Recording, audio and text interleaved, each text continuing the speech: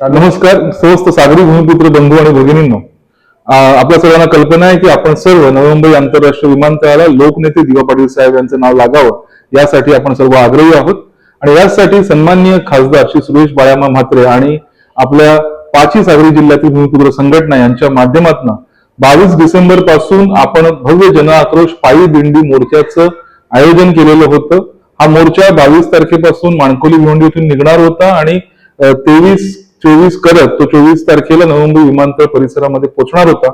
नंतर तिथे धरणे आंदोलन सुरू होणार होतं आणि 25 तारखेला विमान उडण्याआधी नाव लागावं यासाठीचा हा सगळा आपला प्रयत्न होता, जेणेकरून सरकारने याची दखल घेऊन 23 किंवा 24 तारखेला जी कॅबिनेट मिटिंग होणार होती यामध्ये या संदर्भातला ठराव मंजूर करून घेणे केंद्रातल्या कॅबिनेटमध्ये या त्यामागचं आपलं तात्पर्य होतं. आणि यासाठी आपल्या पाची जिल्ह्यातले जे सगळे बांधव होते, आपल्या ज्या संघटना होत्या, त्यांनी अविरत परिश्रम घेतली, मेहनत घेतली आणि खूप मोठ्या प्रमाणामध्ये लोकांचा जो जनसमुदाय आणि सपोर्ट आहे तो आपल्याला या आंदोलनाला मिळायला सुरुवात झालेली होती. अगदी मराठा समाजाचे मनोज जनांगे पाटील असतील, ओबीसी समाजाचे लक्ष्मण हाके असतील, अगदी बच्चू कडू असतील प्रहार संघटनेचे, महाराष्ट्राबाहेरून सुद्धा जे मान्यवर खासदार आहेत किंवा जी इतर मंडळी आहेत त्या सगळ्यांनी या आंदोलनाला पाठिंबा दाखवलेला होता.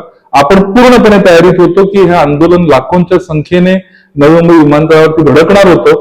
मात्र यामध्ये आचारसंहिता ही अचानक मध्ये आणल्या कारणाने, कारण की तसं बघायला गेलं तरी आचारसंहिता 25 तारखेनंतर लागायला पाहिजे होती, कारण की 21 तारखेला अजून मागच्या निवडणुकांचे काही निकाल लागलेले नाहीयेत.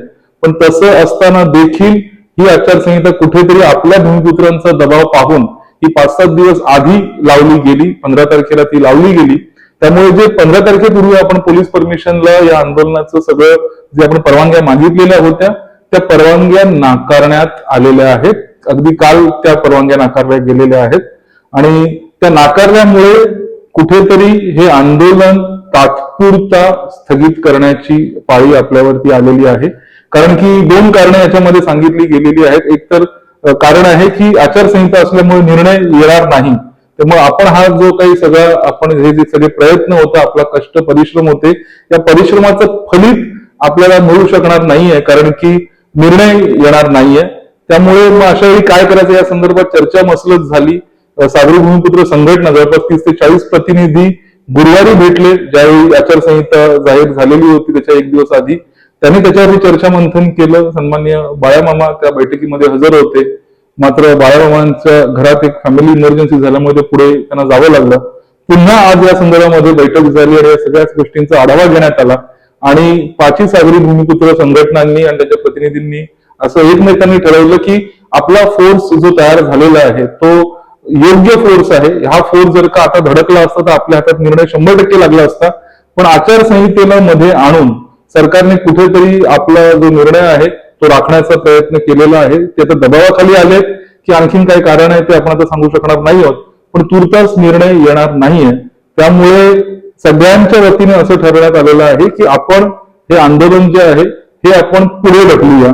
आचारसंहिता झाल्यावरती, आचारसंहिता आता 16 तारखेपर्यंत पुन्हा जिल्हा परिषदेची आचारसंहिता लागेल.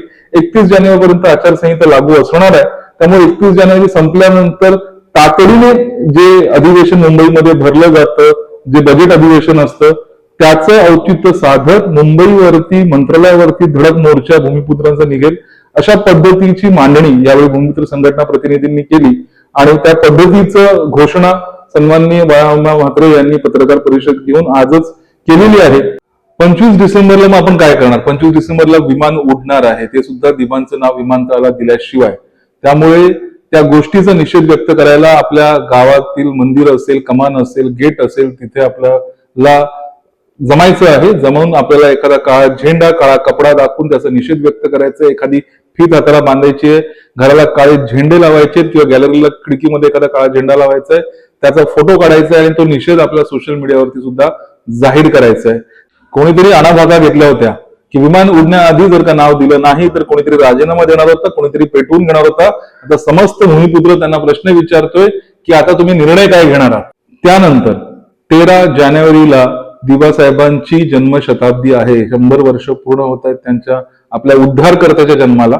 त्यामुळे त्या उद्धारकर्त्याला मानवंदना देण्यासाठी, त्यांचे ऋण व्यक्त करण्यासाठी त्यांच्या प्रती कृतज्ञता व्यक्त करण्यासाठी जासईमध्ये आपल्या सगळ्यांना पोचायचं आहे आणि तिथे पोचून आपल्याला त्यांना मानवंदना द्यायची, हे सुद्धा आपलं एक शक्ती प्रदर्शन करण्याचं आपलं प्रयोजन असेल, हे सगळ्यांनी लक्षात ठेवायचं आहे. सोबतच या आपल्या आतापर्यंत आपली सुरू असलेल्या चळवळीमध्ये अनेक भूमिपुत्र संघटना असतील, 5 जिल्ह्यातल्या संघटना प्रतिनिधी, अनेक भूमिपुत्र ग्रामस्थ, वेगवेगळ्या संस्था यांनी खूप मोलाचं सहकार्य, खूप अथक परिश्रम या गोष्टीसाठी घेतलेले आहेत. त्या सगळ्यांचे मी ऋण व्यक्त करतो बाळाबाबांच्या माध्यमातून आणि संयोजक म्हणून सुद्धा. पण आपली लढाई अजून संपलेली नाही, कारण आपण अजून जिंकलेलो नाही आहोत.